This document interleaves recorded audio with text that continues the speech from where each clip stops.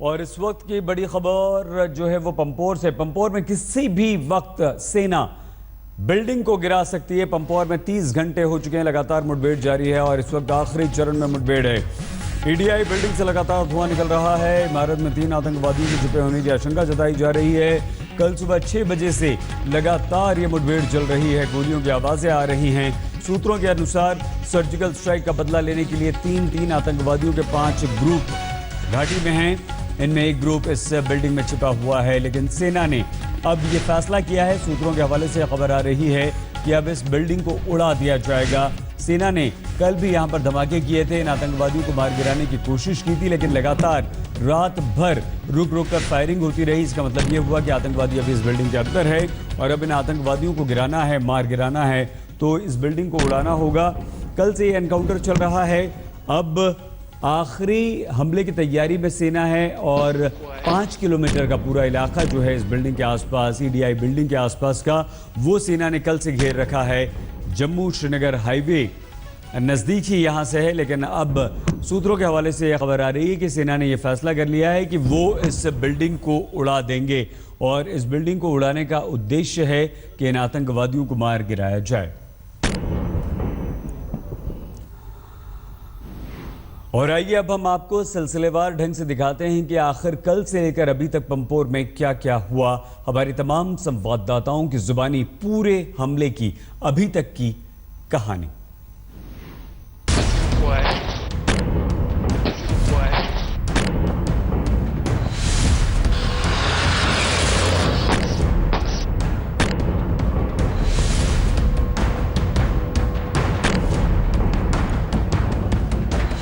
कश्मीर के पंपोर में आतंकियों ने बड़ा हमला किया।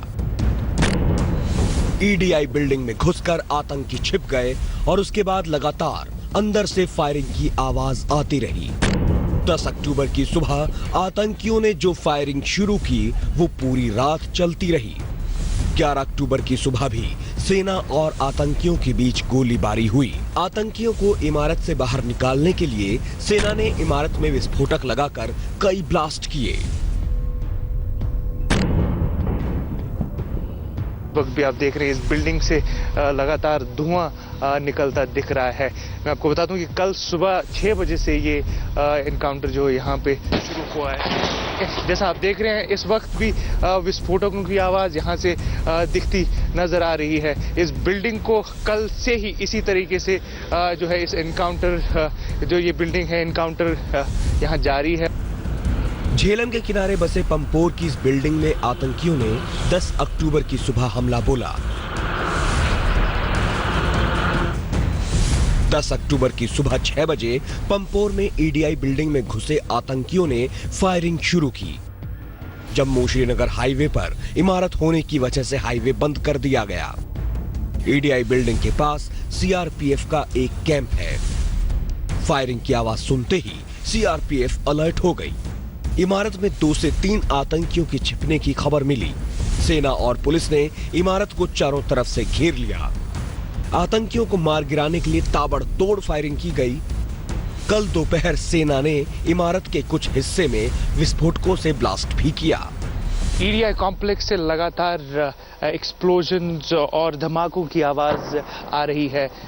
लगातार सुबह से ही जो सुरक्षा बल है उनकी यही कोशिश है कि किसी तरीके से इन जो मिलिटेंट्स को यहाँ से फ्लश आउट किया जाए। ये मिलिटेंट सुबह सवेरे से इस ईडीआई कॉम्प्लेक्स में घुसे हुए थे।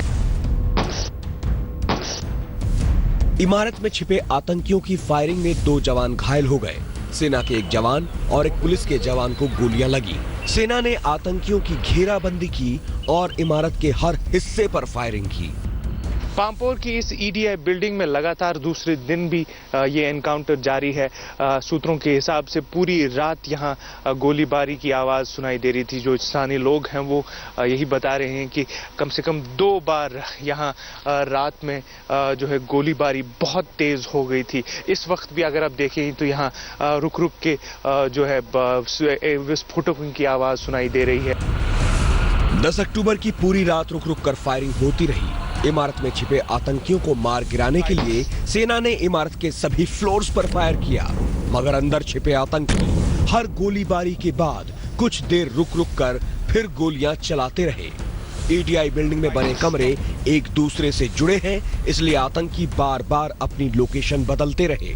सेना की सूत्रों की माने तो भारतीय सेना की तरफ से पाकिस्तानी कब्जे वाले कश्मीर में सर्जिकल स्ट्राइक के बाद लश्कर तैयबा ने 5 सुसाइड स्क्वाड्स का गठन किया है।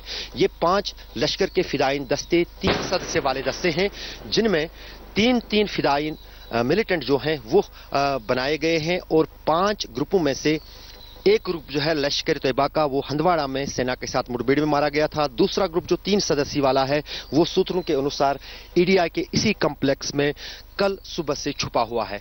ये दस्ता जो है राष्ट्रीय राजमार्ग को निशाना बनाने के लिए यहाँ आया था, लेकिन राष्ट्रीय राजमार्ग पर हमले से पहले उनको इस ईडीआई कॉम्प्लेक्स में घेरा गया। ईडीआई इमारत में घुसे आतंकियों को मार गिराने के लिए सेना ने आईईडी से विस्फोट भी किया। इस इमारत में आतंकी इसी साल फरवरी में भी हमला कर चुके थे। तरक्की और तालीम की इस इमारत पर आतंकियों ने दहशत की दास्तान लिख दी। अशरफ वानी के साथ शुजा उल हक, पंपोर, आज तक।